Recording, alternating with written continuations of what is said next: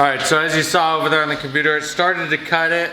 I actually didn't have it laid out correctly, or the piece of plate moved and it fell off, so then I had to change where this piece was on the plate just a little bit to recut it out. So now I'm just gonna grind all these edges and deburr it, and I'll test fit it and grind as needed. Also, what I have here is a magnetic chuck.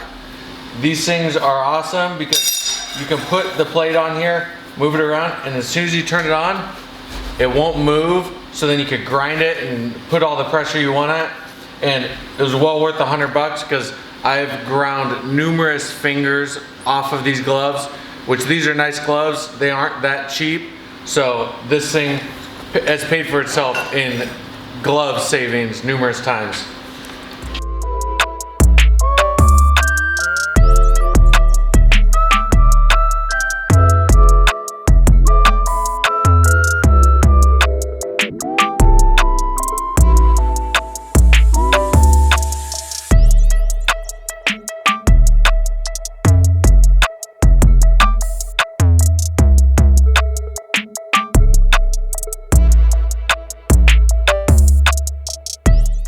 Now we're going to test fit it and grind as needed any places that is keeping it from sitting flush, and then I'll get it tacked onto the beam, and then I'll start on the next one. Alright, so let's test fit it here. Alright, just need to grind this point just a little bit, and then grind this corner to a sharper point so it matches this cut edge, and then we will get this thing tacked on here.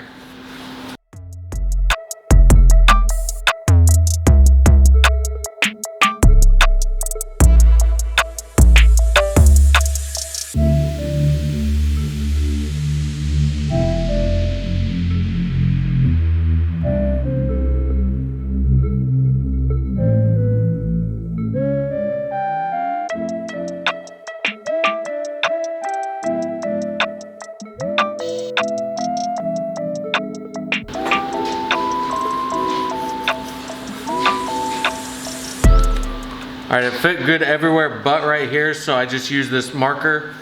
There's a nice even gap on either side, so I just marked that point. Just use a Sharpie. And then I'll use the flap disc and grind that point off, and then it should fit perfect.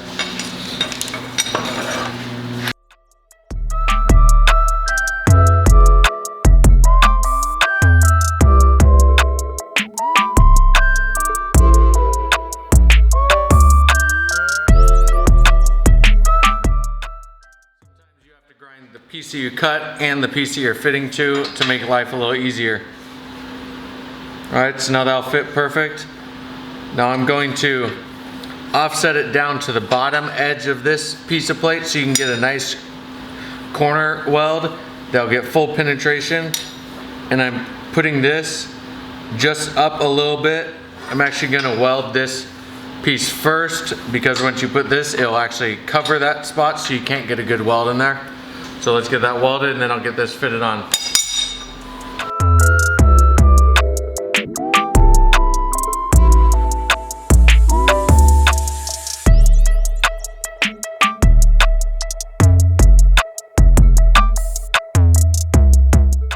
Alright, just got the top edge welded, and I welded that corner a little bit because this point here will be hiding that. So now I can get this test fitted on there, get it tacked in place, and then start on the next one.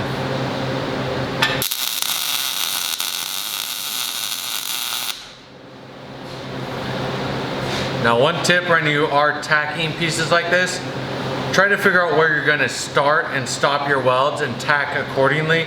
Don't tack right in the middle of this because that will make your weld not look as good and there'll be a cold spot. So I tack in the corners and on the ends here, so then once you weld, everything will be all good and it'll be nice and tight.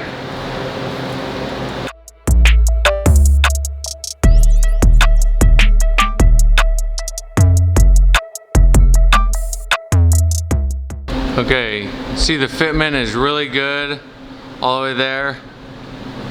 Outside corner there is a slight gap right here. So since I have it tacked in this corner, I'm just gonna smack this with a hammer, bring it up until it's perfect, and that'll be good to weld. All right, did something off camera real quick. Tap this up with the hammer and now it fits perfectly flush. So now I'll be able to get a good weld in there, be able to weld it down. And now we're gonna put another one of these kind of gussets on the bottom, so then I could box between here and here, because that little crack down in there is gonna be hard to weld all of it.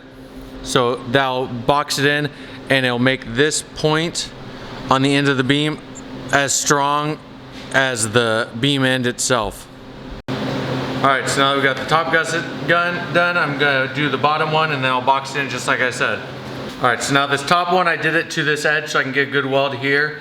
The bottom, there is a lot more meat down here and this tube isn't lined up flush like that. It's a little bit lower. So I'm gonna be putting the gusset more on the bottom of this tube to this C gusset, and then I could do a little box piece here and then one there.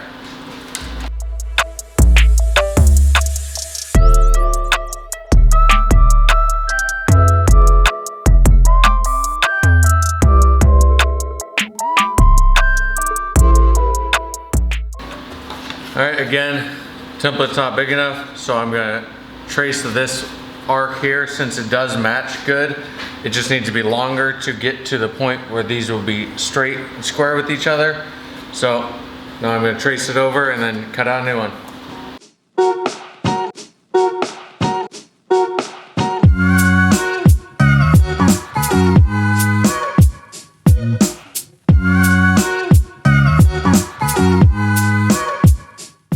All right, now, a lot of this template paper is curved, so I will use a straight edge like this and hold it up against it so then it holds it flatter.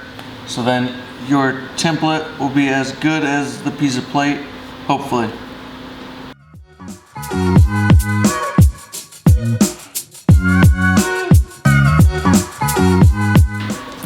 Again, the better you make your templates, the better the pieces of plate fit, so then you don't have to spend, 20-30 minutes grinding each piece of plate that you draw. And luckily I have the plasma cam, which makes my life a heck of a lot easier than doing this stuff with a hand plasma or cutoff wheel, which I have done numerous times in the past before I sold some of my race vehicles and reinvested in my business, which got me tools like that, my lathe, tubing bender, the Lincoln Power MIG 200 welder, stuff like that.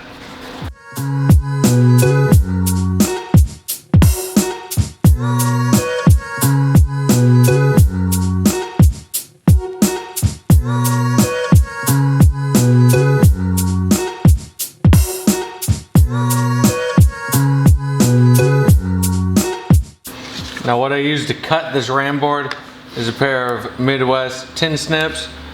They have left and right hand. These ones are good because they actually spring out. You don't have to manually open it every single time. I'll put a link down below for these in the description as well, because they are very nice tin snips and they weren't that expensive.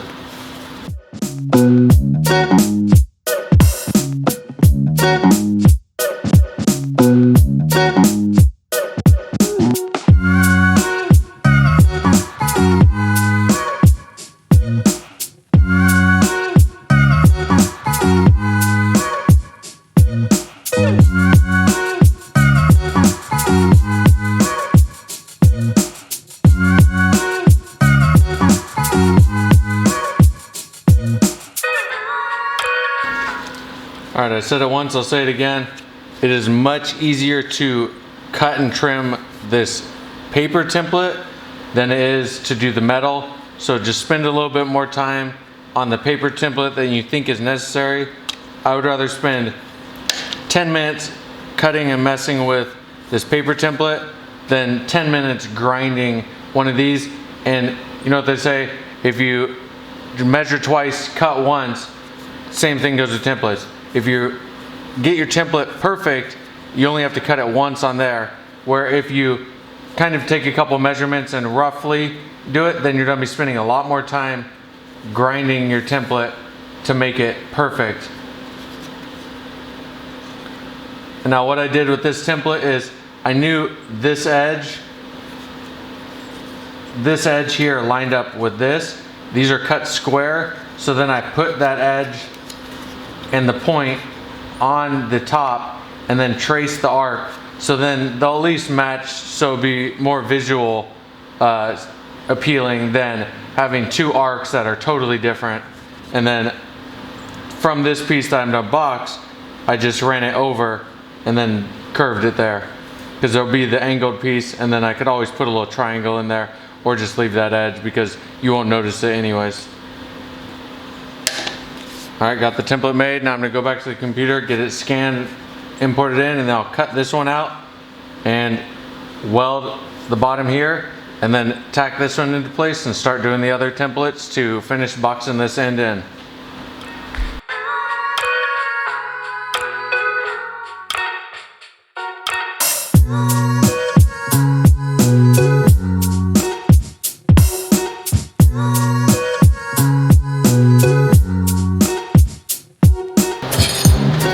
Alright, so got the template made. Had to put a slight bend in it to keep it parallel to the bottom of this plate, and then the tube comes up. Had to grind a little bit here, a little bit in this area. Now I got it fitted good. So now I'm gonna weld this plate to the bottom here, weld that vertical where I can, and then I will put this, tack it in place, and then start on the other two gussets to continue boxing this in.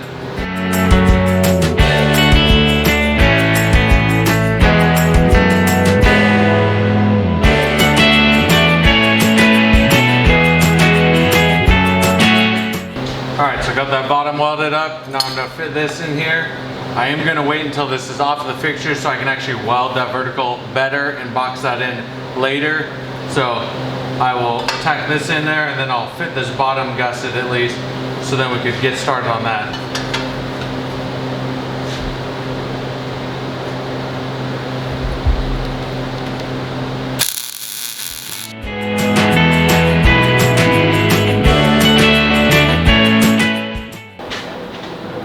Alright, just got that tacked in.